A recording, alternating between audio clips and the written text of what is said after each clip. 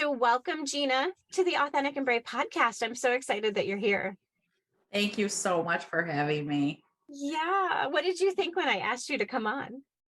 At first, I was a little nervous because I've never done anything like this before, but Hmm. also excited. And I knew it would be a great opportunity because I know what you do is wonderful. Oh, well, thank you. Yes, I love that you said yes. I'm so excited. I would love to just start with when you hear the terms authentic and brave, what do you think about? What comes to mind? That, that is a really great question. And as I thought about that, because I know, of course, what your podcast is about, personally, for me, I'll break it down. Authentic for me is a feeling of being content and being able to sit with like who I really am Hmm. and being able to recognize the gifts that I do have and not try to hide those or be shy about them.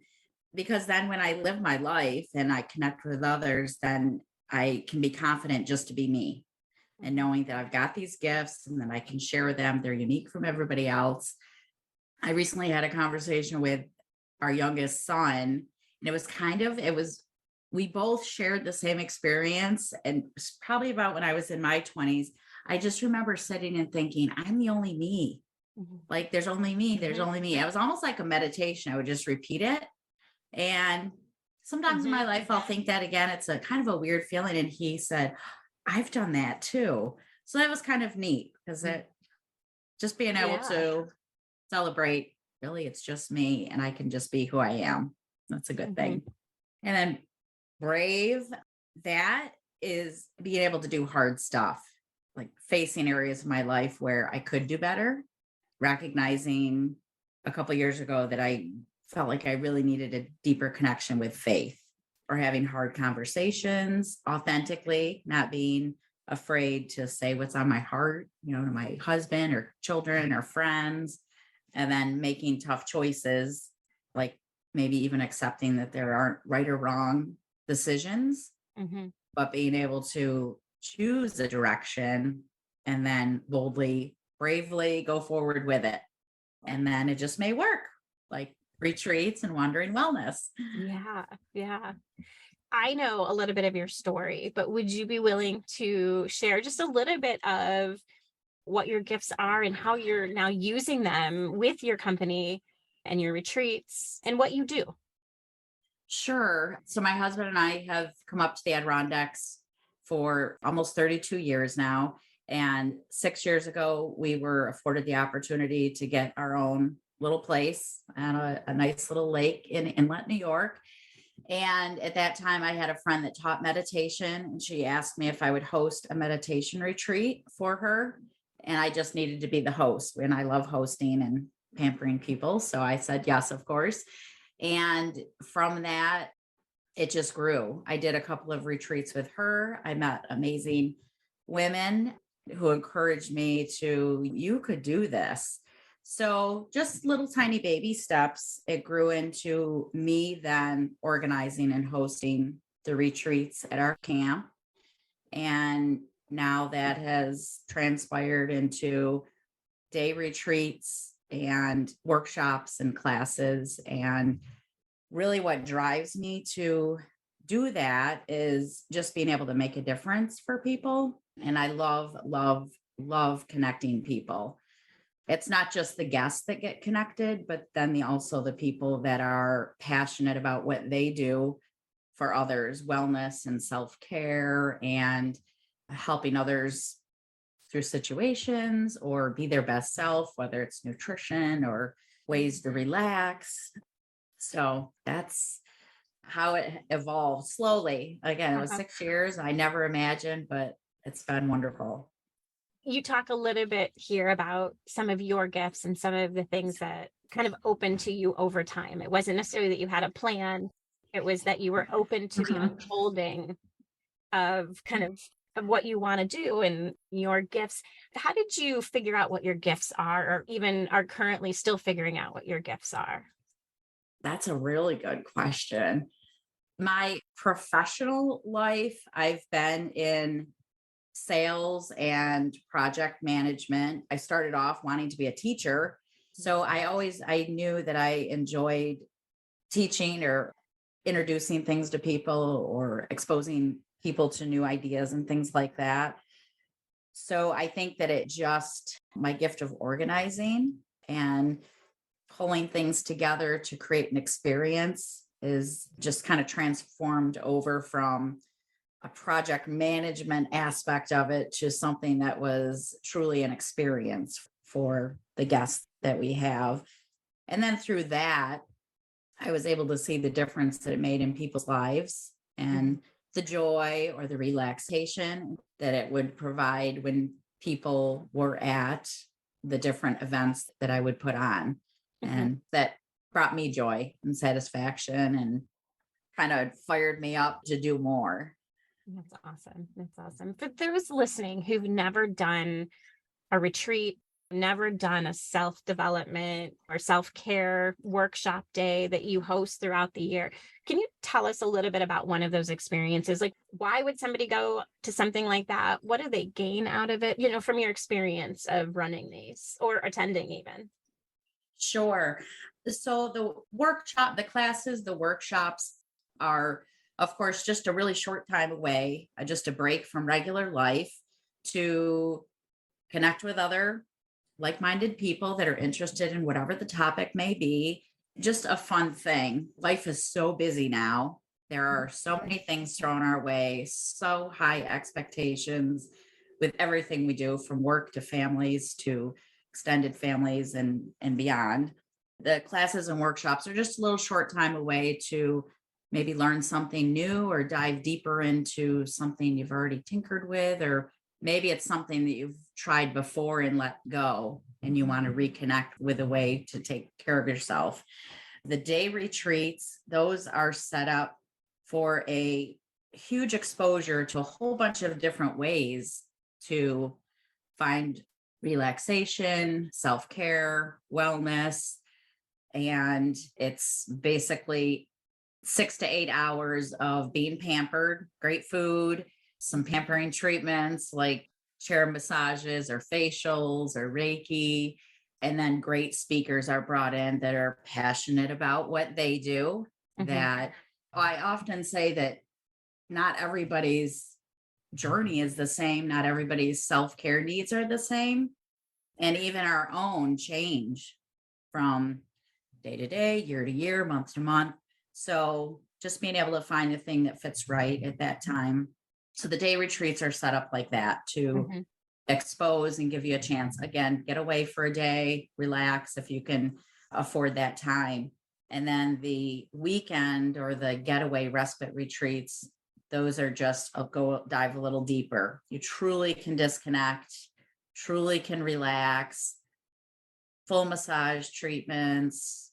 Again, great food. There's private time or personal time to just go take a nap or read a book or journal or chat with somebody without being interrupted, that type of thing. And then again, speakers that talk on great topics that are super interesting, physical activities like kayaking or yoga, just really fun. Each one's a little bit different. They're set up similar, but it's always something new. And I'm always being introduced to somebody else that it's like, oh, I would love to connect you with guests because what you do is super amazing.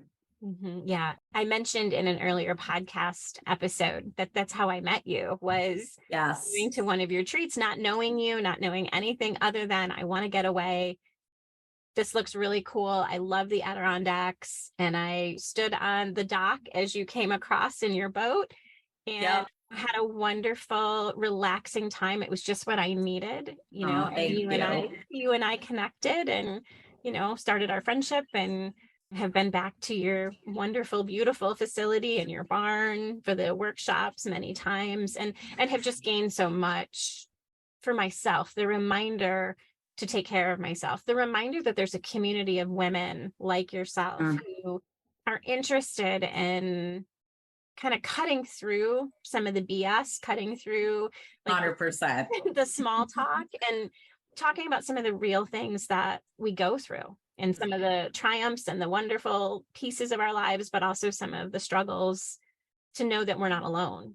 Yes, 100%. That is one of the other things that really drives me is the gratitude and feeling so grateful for those connections, not only seeing it amongst the other speakers or practitioners, but also just being able to see the support that I get also, just like what you just said, it warms my heart that that difference is being made, because whether it was the intention I set out with, but that is what definitely has involved. And that makes me feel empowered that I'm on the right path. Hmm. For somebody listening, how would you explain how you know you're on your right path? You pivoted somewhat. How do you know this is what I want? This is the direction I want to go. Hmm. That is actually a very easy question for me. And I know that I am because when I go to sleep at night, after I say my prayers, I am sitting there thinking about things that have to do with retreats and workshops and classes and guests and speakers. When I wake up in the morning, that is usually the first thing that crosses my mind. Hmm. And when I go to do the quote unquote work that's associated with pulling these together, it doesn't feel like work. My heart is just warmed by doing it. I'm excited to do it. I can't wait to dive in to Hmm. do what I need to do for it. And that, I think, for me, and when I'm not sure, then, I sit on it and I meditate and pray. I'm not sure what direction to go. And then, wait for that feeling to come again. Hmm. In your journey, when you started dreaming about this, when you started, following it, how did you express it to the people that love you? How did you share it? I'm very, very fortunate that I have an incredibly supportive spouse who thought it was a great idea. And I think he heard the passion in my voice and the excitement. Even I've got they're grown children now, they're in their 20s. Same thing. Of course, sometimes they'll give me a hard time, mom's wellness stuff. But everyone was super supportive. And most people said that fits you because going back to the very beginning, I love hosting people. So Hmm. that initial first few things that I did was basically hosting people, and others had seen that it was something that I really love to do. So Hmm. I've been very lucky. And I think those that have questioned it, I've acknowledged that and always listened, because I also want to learn and be open for ideas and Hmm. advice and things like that. But Hmm. I've had really good support system. Do you think that being a mom influenced your journey to this point? And if so, how? Oh, for sure. Well, one organization, three kids, and soccer and dance and friends and birthday parties and all this, that, and the other. So that definitely patience. And I guess having three kids and they're all different. Mhm. So I've definitely patience and recognizing the differences in people.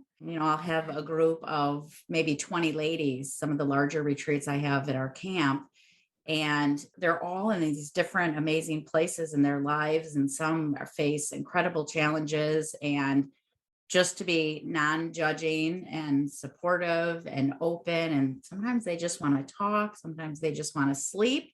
I've had moms that have slept through the whole weekend basically and not attended a thing, but I don't take that personally. I'm just there to be a support Mhm. for them. So I think being a mom, you kind of have to be like that too. Recognize your little humans are their own little people. Yeah.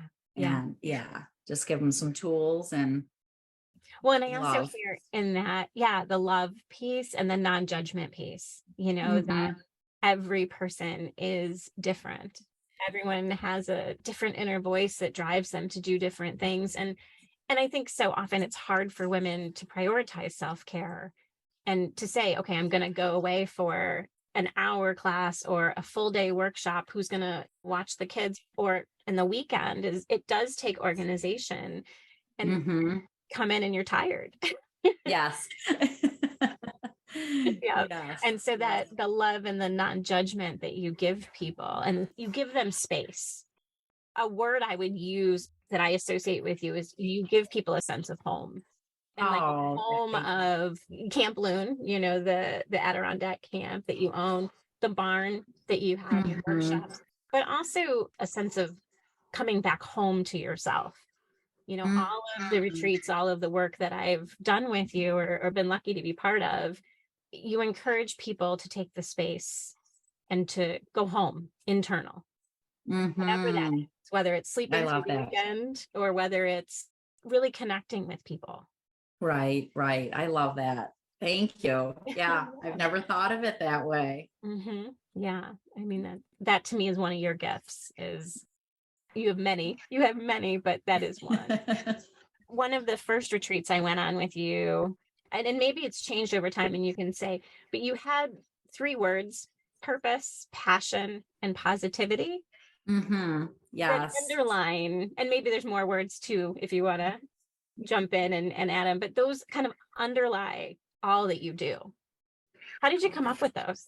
Yes, when I first realized I was going to dive in a little deeper, I got out a notebook and just started jotting down ideas because something like this, it is a business and I had to have a direction. So I wasn't all over the place because in my personality, I want to help everybody. And so to help keep myself centered, I made a list of words and topics or directions that I wanted to make sure I didn't stray from so that one time I'm headed this way and then I'm headed this way. And the words that kept popping up or the synonyms that led to these words were positivity, passion, peace. I've added purpose and empowerment. So those 5 words, if you attend anything, are going to tie into those words in some way, shape, or other. Positivity for me, that was number one. I was just going to do that because I am an optimist and I feel that that has served me very well. And at times it's been very hard Mhm. to be optimistic about things, but so I wanted to share that with people how to be positive. Peace, that's the whole relaxation, getting away and just taking a breath. Passion, that actually came from you.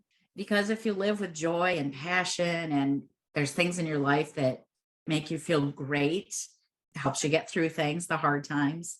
Purpose, that came about just as a way to, that question's been asked at many, many retreats, why am I even here? What's my purpose going to be in this next chapter? So some of the workshops focus on that. And then empowerment, just being able to feel like we can do this, that we are worthy of taking care of ourselves and growing and learning and connecting with others. But it's important to be around the people that make you feel like you can do that too. That empowerment word, we cover a lot of different things with that. So that's my short mission statement in 5 words. Yeah, I love that. And again, I hear evolving. One of the things, that you started with in talking with me, that it evolves over time based on your experiences, pivoting a little bit or recognizing, oh, these are some of the things I'm doing naturally that I didn't even realize, whether it's through feedback from people or taking that time personally to reflect, to journal, to meditate, to go inward. Hmm. Yeah. So, where can people find you? Like, I know you have some events coming up. Could you just tell us a little bit? Sure. There's 2 events coming up right now on June 24th. This is the second annual Cultivate You Day, and it's at our barn in Byron, New York, in Genesee County. So, right between Rochester and Buffalo. It's our home.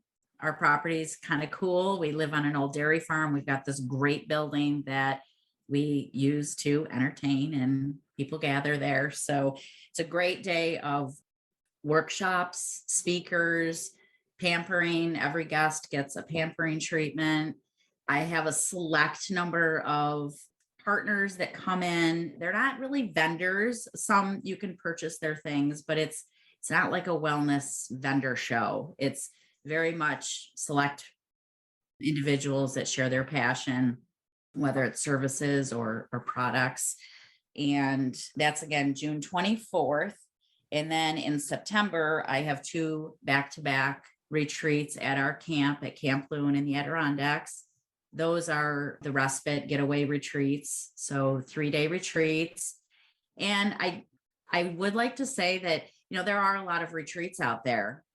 And I really didn't try to, it just kind of happened that it's perfect balance of being inspired and being able to relax. Mhm. So in the 3-day period, you get there the first in the morning time, and then you have the whole day getting your massage. You grab your lunch when you want to, you go sit on the dock. We'll have an evening, usually a little evening workshop. There's time in town the next day generally. And again, lunch is set up and workshops and yoga and meditation. And then Sunday morning, the same. Some more connections and speaker. And usually we depart after lunch. So there's 2 of those. September 18th through the 20th is the first one. That's a Monday, Tuesday, Wednesday. And then September 22nd to 24th. And that's Friday, Saturday, Sunday. Okay. Yeah. To find me, 2 different ways. Our website, camploon.com. That's our camp website. And there is a link on that. It says Wellness Retreats. And you can click on that. Tells you a little bit about it. And by the time this airs, I also have a new website called Wandering Wellness Collective. Mhm. All of the information is also on there. Who I am, what we do, the collective partners that have participated and do participate in what I do, and upcoming classes, workshops, retreats. Wonderful. And social media?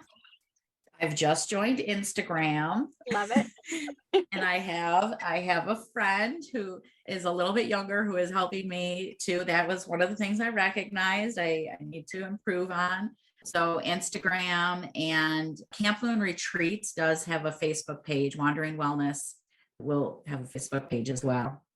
And I will link all of that information to the show notes for anyone who's listening that wants to go and find out more about what you do and hopefully sign up for a retreat or want the workshop or follow you on Instagram and increase your followers. And that would be awesome. Sounds good. I'll put that all on there. Gina, I'm so grateful that you were willing to come on the podcast and be part of my journey. I attribute some of my being authentic and brave to my journey of meeting you. And I'm so honored always to be part of your life and your business. And I'm so excited to see how things develop over time. So thank you so much. Oh, you're very welcome. And I likewise, I can't thank you enough for the support that you've provided and the advice and the feedback, and being really an instrumental part of the day retreats, the weekend retreats, the workshops that you've been a part of, and, sharing your knowledge and expertise and kindness with the guests that attends. I'm very grateful for our friendship as well. Thank you. Me too. For all our listeners out there, keep on being authentic and brave.